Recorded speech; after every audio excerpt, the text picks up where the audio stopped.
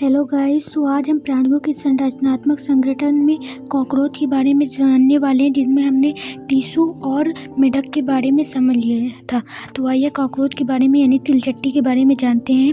तो ये प्राणी जगत के संघ आर्थ्रोपोडा और वर्ग इंसेक्टा से बिलोंग करते हैं। इनका जो रंग है वो गहरे भूरे या काले रंग के होते हैं। ये चमकीले हरे और लाल पीले रंग के भी उष्णकटिबंधीय वाले क्षेत्रों में पाए जाते हैं। इनका जो आकार होता है वो 0.6 से 7.6 सेंटीमीटर होता है। ये रात्रिचर होती है, सर्वभक्षी होती है और नम स्थानों पर पाए जाते हैं। इनसे कोई हमें लाभ नहीं होती। ये हमारे घर में रह करके पीड़क का काम करते हैं। इनकी सामान्य जाति प्रेडी प्लेनेटा अमेरिकाना है, जिनका आकार 34 से 35 mm होता है। इनका जो शरीर होता है वो 3 खंडों में विभाजित होता है। सिर यानी हेड, वक्ष यानी थोराक्स और उदर यानी एबोमेन। और इनका शरीर काइटिन युक्त बाह्य कंकाल से ढका होता है। पृष्ठांश और अधरकांश दोनों में काइटिन युक्त बाह्य कंकाल होता है, जिसे कटक कहते हैं। ये संधिकारी झिल्लियों द्वारा जुड़ा होता है।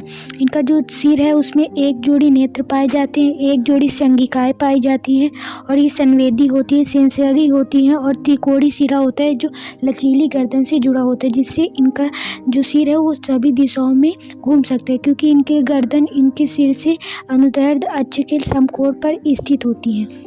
6 खंडों से बना इनका मुख होता है, जिसमें ऊपरी ओष्ठ लेब्रम, निचला ओष्ठ लेबियम और एक जोड़ी मैंडिबल और एक जोड़ी मैक्सिला होती है। मैक्सिला भी इनमें सेंसरी का काम करती हैं और बीच में एक अधोग्रसनी होती है जो जीवा की तरह कार्य करती है। इनका जो मुख होता है वो काटने और चबाने प्रकार का होता है। अब इसमें वक्ष की बात की जाए तो इसमें 3 प्रकार के होते हैं: अग्रवक्ष, मध्यवक्ष, पश्चवक्ष। 2 पेयर पंख होते हैं और जो इनके पंख होते हैं वो जो अग्र पंख निकलते हैं वो मध्यवक्षी पंख से निकलते हैं, जिसमें टिग्मन या प्रवार भी कहते हैं। ये अपारदर्शी होते हैं, मोटे होते हैं और पश्च पंखों को ढकने का काम करते हैं। और जो ये इनके पश्च पंख है वो पश्चवक्षी खंड से निकलते हैं और ये पारदर्शी होते हैं, उड़ने में भी सहायक करते हैं। इनका जो उदर होता है वो 10 खंडों का बना होता है। मादा में बात की जाए तो 7वां अधरक जो है 7, 8, 9 मिलकर के जनन कोष जेनाइटल चैम्बर का निर्माण करती है। और नर में बात की जाए तो इनका जो केवल 8वां पृष्ठक होता है वो 7वें अधरक को ढकने का काम करता है। इनमें लैंगिक द्विरूपता होती है। नर में जो अग्रपंख होता है वो अधर के आखिरी खंड से आगे निकला होता है और जो नर होते हैं उनमें गुदा सूख पाई जाती है 9वें खंडों में। अब इसमें हम कॉकरोच में पाचन की बात करेंगे। तो कॉकरोच का डाइजेस्टिव सिस्टम इस प्रकार से है कि इनका आहार नाल 3 भागों में बटा होता है: अग्रांत यानी फोरगेट, मध्यांत मिडगट और पश्चांत हाइंडगट। इनका जो मुख होता है वो ग्रसनी में खुलता है, ग्रसनी ग्रसिका में खुलती है और ग्रसिका क्रॉप में खुलती है, जहाँ पे भोजन का संग्रहण होता है। और फिर उसके बाद क्रॉप पेसड़ी में जाता है, जिसे गिजार्ड कहते हैं। या भोजन को पीसा जाता है, जिसमें इनके छेदांत रूपी संरचनाएं होती है। इनका अग्रांत का भाग हो गया। मध्यांत की बात की जाए तो इनका मध्यांत समान डायमीटर समान व्यास का होता है। और पश्चांत की बात की जाए तो पश्चात में क्षुद्रांत, वृहदांत, मलाशय और गुदाद्वार होते हैं। इनके अग्रांत व मध्यांत की संधि पर 6 से 8 यकृतीय अंगनाल उपस्थित होते हैं, जो पाचक रस का स्राव करती हैं। और मध्यांत व पश्चात की संधि पर 600 से 150 मेलपीगी नलिकाएं होती है, उत्सर्जन में सहायक होती है। अग्रांत अंदर की ओर उपत्वचा से अस्थित पेसड़ी से उपत्वचा छेदांत रूपी संरचनाओं का बना होता है, जो भोजन को पीसने का काम करता है। और इसमें उत्सर्जन मेलपीगी नलिकाओं द्वारा होता है, जो शरीर से बाहर ये यूरिक अम्ल का उत्सर्जन करती है, इसलिए इनको यूरिकोत्सर्जी कहते हैं। ठीक है। और इनका जो सस्य है वो भोजन को संग्रहण करता है और पेसड़ी भोजन को जो है वो पीसने का काम करती है। ये इसके बाद परिसंचरण तंत्र के बारे में समझते हैं। सर्कुलेटरी सिस्टम की बात करें तो कॉकरोच में खुले प्रकार का परिसंचरण तंत्र पाया जाता है। इनमें हीमोलिम्फ होता है।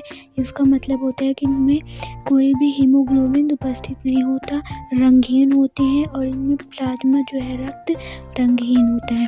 इनमें गैसों का परिवहन हृदय द्वारा होता है। इनका हृदय 13 कोष्ठी होता है, जिसमें 13 औष्ठियाँ पाई जाती हैं। इनमें एलरी पेशियों द्वारा इनके परिसंचरण तंत्र का नियंत्रण होता है। ऑस्ट्रिया 13 होते हैं जो अल्प विकसित होते हैं। इनमें रक्तवाहिनियाँ होती हैं और इनमें 12 जोड़ी अल्वेरी मसल्स होती हैं जो पच्छाकार पेशियाँ होती हैं। अधर में वेंट्रल साइनस और ऊपर साइड पेरिकार्डियल साइनस पाया जाता है। ठीक है, और इनमें जो परिसंचरण होता है वो पश्च दिशा से अग्र दिशा की ओर पाया जाता है।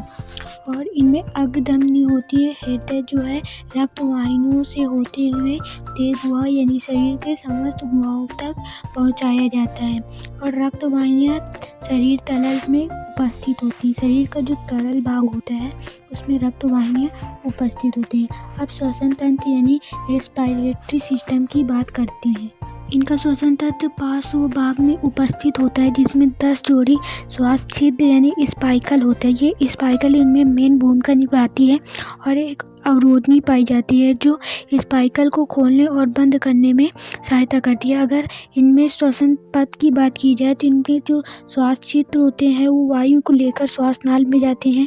ये श्वास नाल से श्वसनी में जाती है और श्वसनी से श्वसनिकाओं तक पहुंचाई जाती है।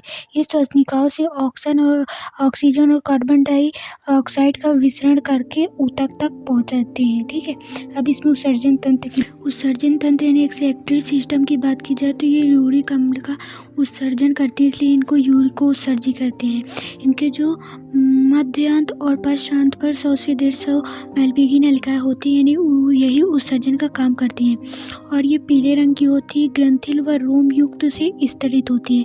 हीमोलिम्फ से जो पोटेशियम यूरेट होता है उसको अवशोषित करके ये यूरिक अम्ल में परिवर्तित करके यूरिक अम्ल को पश्चांत द्वारा शरीर से बाहर कर देती है। यूरिकोज ग्रंथि क्योंकि इनमें उपस्थित होती है, वसाकाय यूरिकोज ग्रंथि और वृक्काणुओं द्वारा ये उत्सर्जन करते हैं। ठीक है, ये यूरिक अम्ल को जो पोटेशियम यूरेट होता है उसको यूरिक अम्ल में कन्वर्ट करके मेलपीगी नलिकाओं द्वारा शरीर से बाहर कर देती हैं। अब इसके बाद इसमें तंत्रिका तंत्र यानी नर्वस सिस्टम के बारे में जानते हैं। सिस्टम में कोशिकाएं पाई जाती है जो कई सारी न्यूरॉन कोशिकाओं से मिलकर पाई जाती हैं। इनके पृष्ठ भाग में अर्ध यानी अधिक कोशिका ग्रसिका गुच्छिकाएं पाई जाती है जबकि पृष्ठ भाग में अधोग्रसिका गुच्छिकाएं पाई जाती हैं। इनके तंत्रिका तंत्र में 9 जोड़ी गुच्छिकाएं होती है जो युग्मित तंत्रिका रज्जु अधर भाग में उपस्थित होती है, वो ठोस होती है। इनमें 3 वक्ष जो होता है वो सिर के पास वाले में उपस्थित होता है और 6 अधर भाग में उपस्थित होता है जबकि केवल कुछ ही भाग इनके सिर वाले भाग में उपस्थित होता है। ठीक है, कारण कहा जाता है कि यदि कॉकरोच का सिर काट दिया जाता है फिर भी कॉकरोच जीवित रहता है, अर्थात हफ्ते भर तक यह मरता नहीं है क्योंकि इनके सिर में तंत्रिका तंत्र का बहुत थोड़ा सा भाग ही उपस्थित रहता है और शेष भाग जो होता है अधर भाग में उपस्थित होते हैं।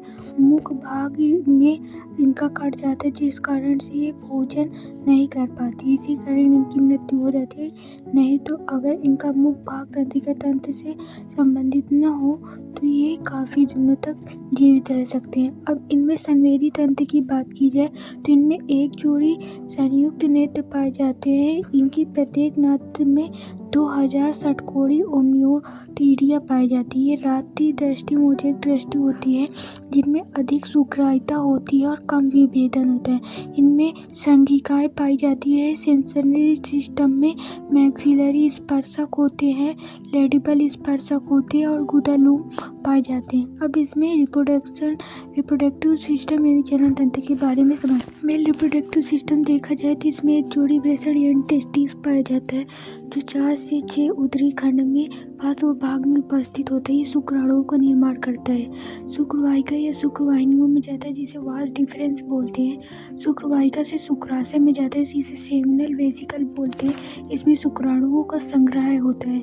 इसे सेक्युलर नलिका में जाता है जिसे एग्जैक्यूलेटरी डक्ट बोलते हैं जो नर जनन क्षेत्र से मेल गोनोपोर से शुक्राणु बाहर हो जाते हैं। और यूरिकोस यानी मशरूम ग्रंथि 6 से 7 खंडों में इसमें उपस्थित होती है। ठीक है, रिप्रोडक्टिव सिस्टम के बारे में बताएं तो इसमें अंडाशय यानी ओवरी होता है जो 2 से 6 खंड के पार्श्व भाग में उपस्थित होता है जिसमें ओवरी में ओविडक्ट 2 से 8 अंडाशक होते हैं जो प्रत्येक अंडाशय में होती है। और अंडवाहिनी होती है जो समान अंडवाहिनी योनि के पास स्थित होती है। जनन कक्ष और प्रगुआ मिलकर जनन कोश जेनाइटल चैम्बर बनाते हैं।